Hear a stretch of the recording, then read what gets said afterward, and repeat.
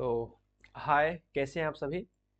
I hope आप सभी बहुत अच्छे होंगे और तैयारी कर रहे होंगे। तो आप जानते हैं कि हम बात कर रहे हैं पियाजे की थ्योरी के ऊपर और हम बात कर रहे हैं पियाजे के कॉग्निटिव डेवलपमेंट की थ्योरी के ऊपर। आज अभी जो वीडियो चल रहा है वो वीडियो स्टेज के बारे में बात कर रहे हैं, जो पियाजे का जो 4 स्टेज है कॉग्निटिव डेवलपमेंट का, उस स्टेज के बारे में हम बात कर रहे हैं और ये बात आप अच्छे से जान रहे हैं।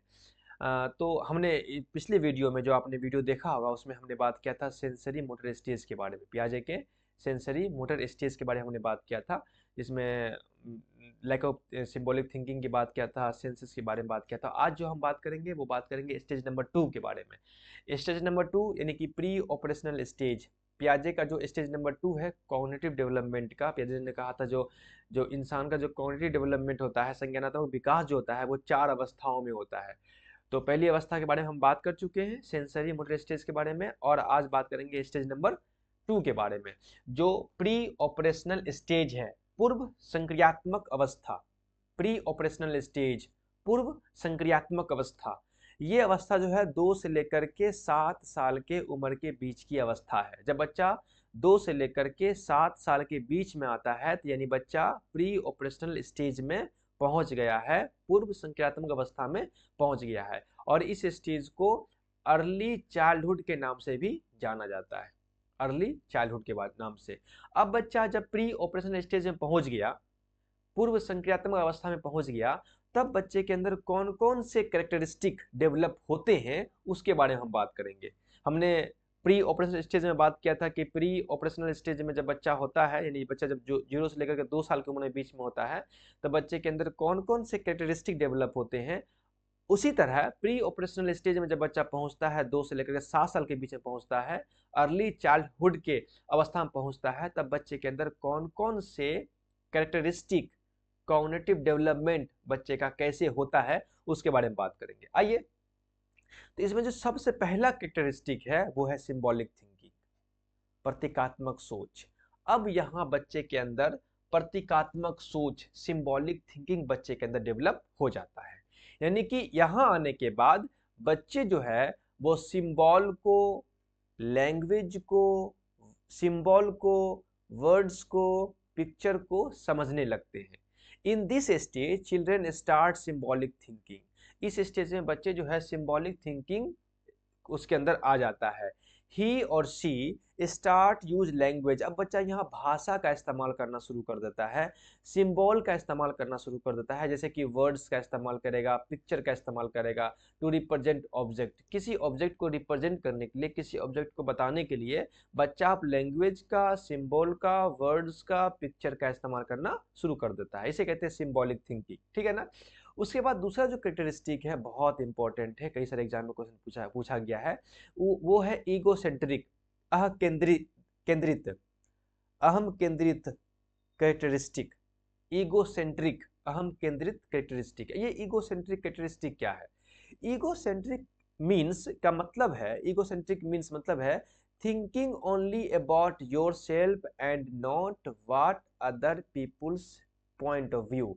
यानी कि ईगोसेंट्रिक मतलब ये होता है कि बच्चे जो है, जो इस उम्र में होते हैं, 2 से लेकर 7 साल की उम्र के बीच में बच्चे होते हैं, वो सिर्फ अपने बारे में, थिंकिंग अबाउट योर सेल्फ, अपने बारे में सोचते हैं। वो किसी दूसरे लोगों के पॉइंट ऑफ व्यू को नहीं समझने की कोशिश करते। मिसाल तौर पर एग्जांपल मैं देता हूं, बच्चा टीवी के सामने में बैठेगा अगर, तो अपने मर्जी का चैनल लगा करके देखेगा, अपने मर्जी का, चाहे जो चैनल लगा कर देख रहा हो, और उसको ये लगेगा कि पूरी दुनिया के लोग जो हैं, मतलब सभी लोग जो हैं इसी चैनल को पसंद करते हैं। या एग्जांपल, नेक्स्ट एग्जांपल, इस उम्र में जो बच्चे होते हैं वो बच्चे जो हैं वो अपने मर्जी के काम को करने की कोशिश करते हैं, अपने मर्जी के खिलौने खेलने की कोशिश करते हैं, अपने मर्जी के दोस्तों के साथ रहने की कोशिश करते हैं, और उनको ये लगता है कि यही सही है। उन जो दूसरे लोग जो कहते हैं वो लगता है क्या, उनके बीच बच्चे के मन में ये आता है कि दूसरे लोग भी दूसरे लोग को भी यही सही लगता है। तो बच्चे को लगता है कि नहीं, मैं जो कर रहा हूं या कर रही हूं वो ही सही मैं कर रहा हूं या कर रही हूं। अब उसके हाथों में अगर कोई मिट्टी का चीज दे दीजिएगा था, वो मिट्टी की चीजों को तोड़ करके वो अपनी मर्जी से बनाएगा। वो किसी दूसरे से पूछेगा नहीं कि इसको क्या बनाना है, वो अपनी मर्जी से काम करेगा। उसे कहते हैं ईगो सेंट्रिक, अहम केंद्रित भावना। ऐसा एग्जाम्पल तौर पर a child interrupts others conversation और एक्टिविटीज विदाउट कंसिडरेशन। आप देखिएगा कि जब आपस में आप दो लोग बात कर रहे हैं तो बच्चा जो है बिना आपकी मर्जी पूछे आपके बीच में इंटरप्ट कर देगा। जो बच्चा 2 से लेकर 7 साल की उम्र के बीच में होगा, इसे ही कहते हैं ईगोसेंट्रिक, अहम केंद्रित। बच्चे को आप दोनों क्या बात कर रहे हैं बच्चे को उससे कोई फर्क नहीं पड़ता है, बस उसमें वो आपको टोक देगा। अक्सर आप देखेंगे घर में ऐसा ही होता है। इसे कहते हैं ईगोसेंट्रिक, अहम केंद्रित एक्टिविटी कैरेक्टरिस्टिक बच्चे का डेवलप हो जाती है।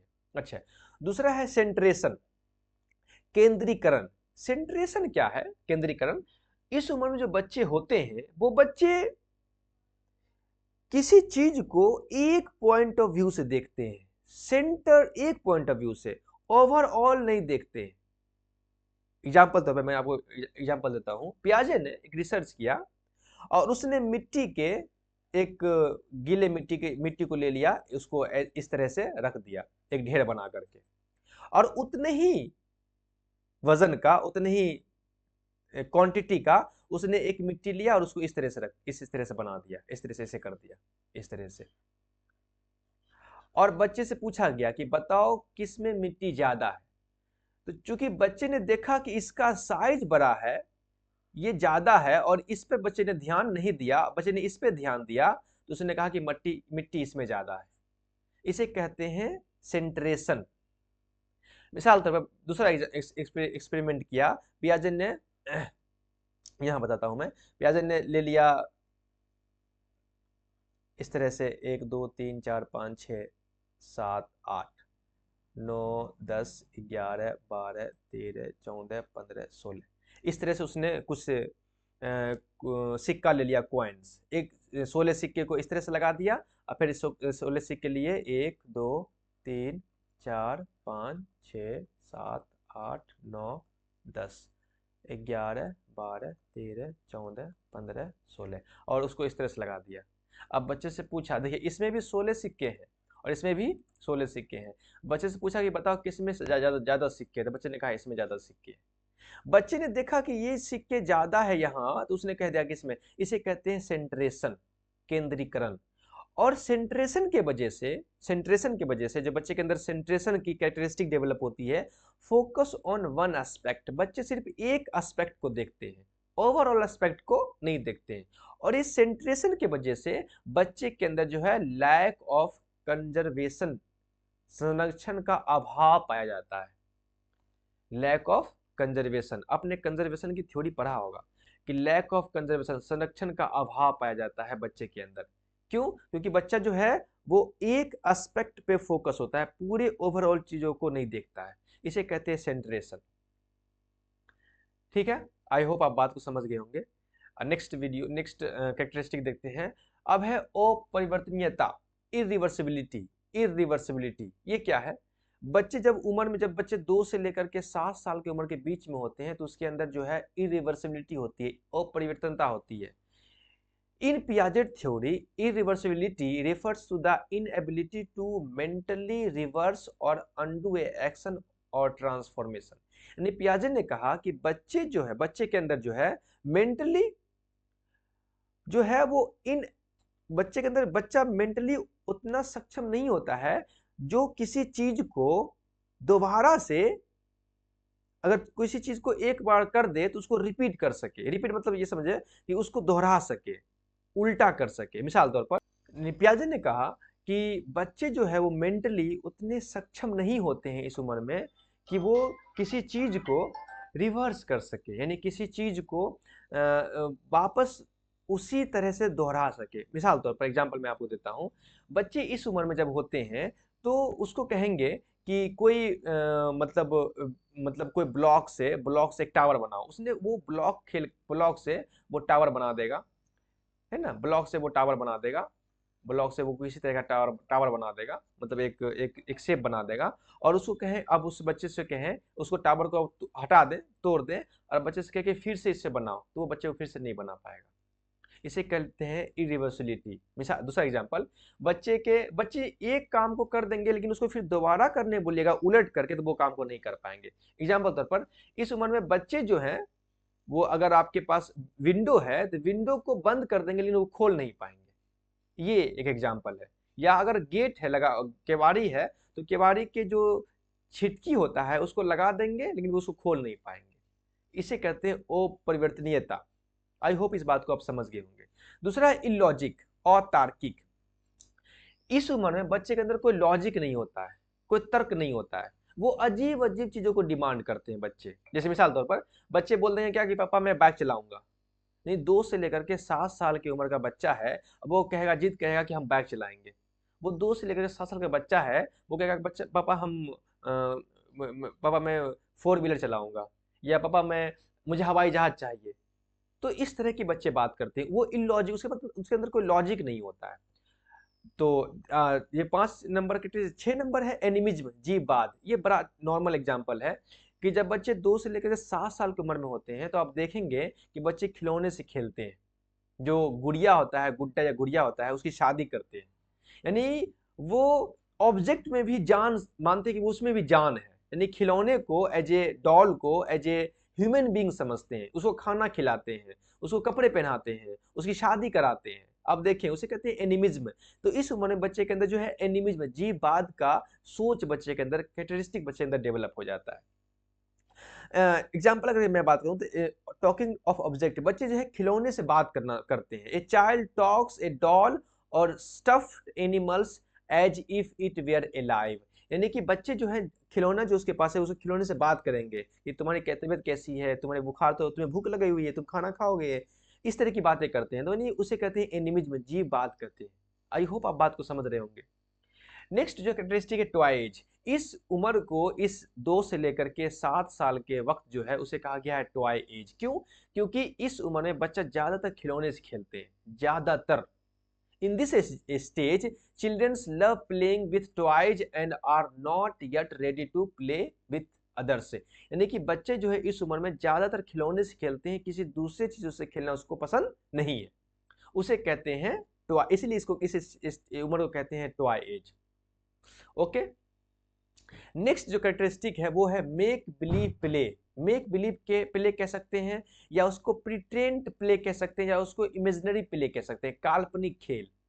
बच्चे जो है इस उम्र में काल्पनिक खेल खेलते हैं। जैसे कि वो घर को एक घर बनाते हैं। आप देखते होंगे कि बच्चा एक घर बनाता है, घर का खेल खेलते हैं बच्चे। एक घर बना लिया, तरह सा दरवाजा बना लिया, खिड़की बना लिया, प्लेट खाना बना लिया। वो एक काल्पनिक खेल, इसलिए इसको कहा गया मेक बिलीव प्ले, या प्रिटेंड प्ले, या इमेजिनरी प्ले, काल्पनिक खेल।